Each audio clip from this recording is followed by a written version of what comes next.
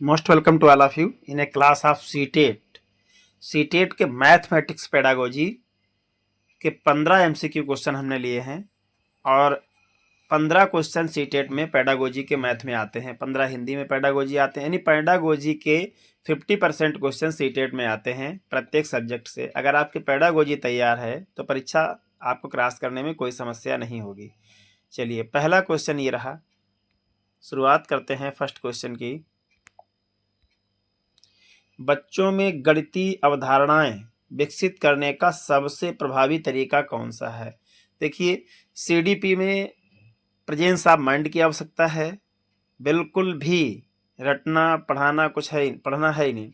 रटवाना जहां पर हो जाए वो क्वेश्चन सिरे से हटा दीजिए, वो आंसर ऑप्शन।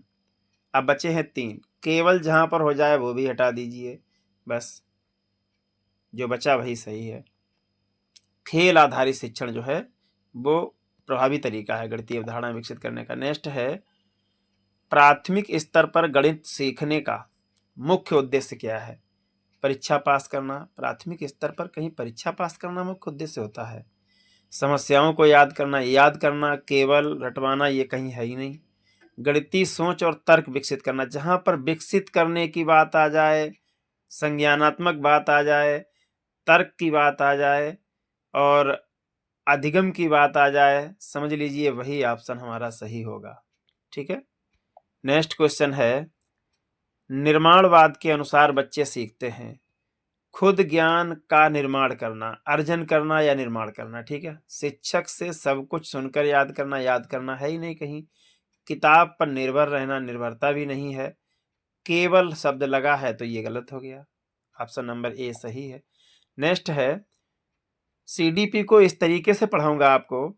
सीडीपी में हमारी गारंटी है कि आप 15 में 15 क्वेश्चन करने के लिए बिल्कुल एलिजिबल हो जाएंगे।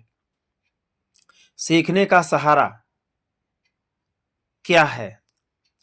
तो सीखने का सहारा बच्चे को पूरा समाधान बताना। पूरा समाधान तो कभी कोई कर ही नहीं पाता है। बच्चे को कठिनाई पर छोड़ देना। शिक्षा में कठिनाई कहीं लगानी नहीं है, शिक्षा को बहुत इजी बनाना है। जरूरत के समय सहायता देना, बिल्कुल जरूरत के समय बच्चे को सहायता देना, हमेशा उसे सहायता भी नहीं देना है। ठीक है। नेक्स्ट क्वेश्चन है, गणित में गलतियां बच्चों के लिए क्या होती हैं? कमजोरी होती हैं। गलतियां कमजोरी नहीं होती हैं, गलती करके ही बच्चा सीखता है। दंड शिक्षा में कहीं है नहीं। समय की बर्बादी शिक्षा में थोड़ा होती है। सीखने का अवसर क्या है? गलतियां को मतलब है बच्चों के लिए सीखने का अवसर होती है। जैसे बच्चा पहले बोलता है, हम लोग पहले जब छोटे होते हैं बचपन पर तो स्पष्ट शब्दों में नहीं बोल पाते हैं। अगर हम लोग साफ साफ नहीं बोल पाते, उसी समय हमें बोलने को मना किया जाए कि नहीं ठीक बोलने लगो तब बोलना, तो हम कभी बोल ही नहीं पाएंगे। प्राथमिक स्तर पर मूल्यांकन का उद्देश्य क्या है? बच्चों को डराना।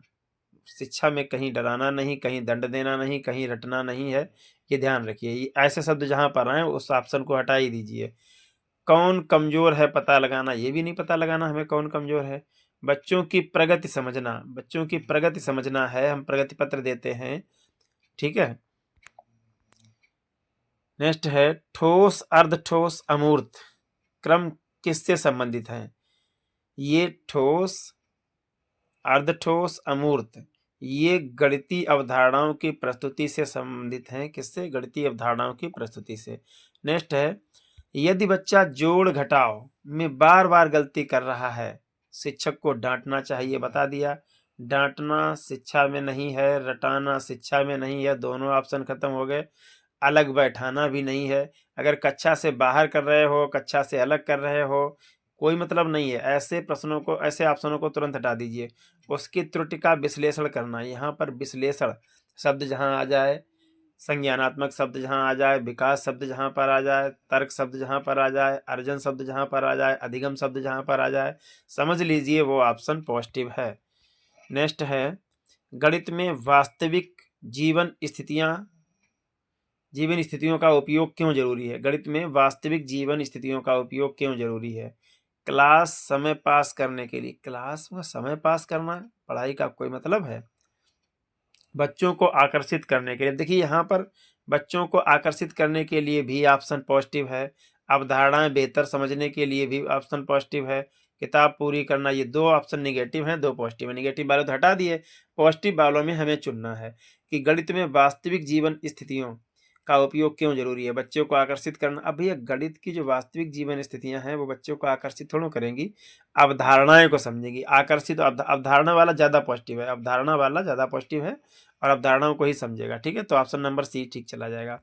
बच्चों के संख्या ज्ञान, बच्चों में संख्या ज्ञान किससे विकसित होता है?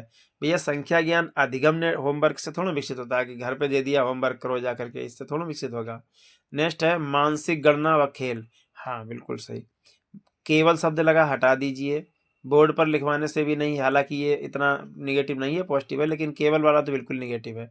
मानसिक गणना व खेल, खेल शिक्षा में है और मानसिक गणना। डायग्नोस्टिक मूल्यांकन किसके द्वारा होता है? डायग्नोस्टिक मूल्यांकन, डायग्नोस्टिक मूल्यांकन मतलब होता है उस चीज को पकड़ लेना जिसकी वजह से बच्चा पढ़ नहीं पा रहा है, या उसकी कमजोरी को पकड़ लेना। ठीक है, तो कमजोरियों की पहचान करना, ये डायग्नोस्टिक मूल्यांकन होता है। नेक्स्ट है सहयोगात्मक अधिगम में बच्चे अकेले काम करते हैं। जब सहयोग ले रहे हैं तो अकेले का मतलब ही नहीं हुआ। प्रतियोगिता करते हैं, सही, प्रतियोगिता कहीं सहयोग से होती है, प्रतिस्पर्धा होती है प्रतियोगिता में। एक समूह में एक दूसरे से सीखते हैं, सहयोग का मतलब समूह में एक दूसरे से सीखते हैं। ठीक है, नेक्स्ट है बच्चा, जितना बच्चा देखता छूता है उतना सीखता है। ये सिद्धांत किससे जुड़ा है? ये सिद्धांत साहब निर्माणवाद से जुड़ा है। स्वयं ज्ञान निर्माण करता है, अर्जन करता है। ठीक है, नेक्स्ट है गणित गणित सिखाते समय, गणित सिखाते समय शिक्षक को क्या करना चाहिए? केवल फार्मूले बताने चाहिए, केवल शब्द लगा है सिरे से हटा दीजिए इसको। बच्चों को खोज के अवसर देना चाहिए, अवसर शब्द लगा है पॉजिटिव वे में जा रहा है। समय बचाने के लिए तेज पढ़ाना चाहिए, तेज कहीं नहीं पढ़ाते हैं। हर सवाल का जवाब खुद देना चाहिए, नहीं। तो यही ऑप्शन नंबर हमारा बी सही हो जाएगा। नेक्स्ट है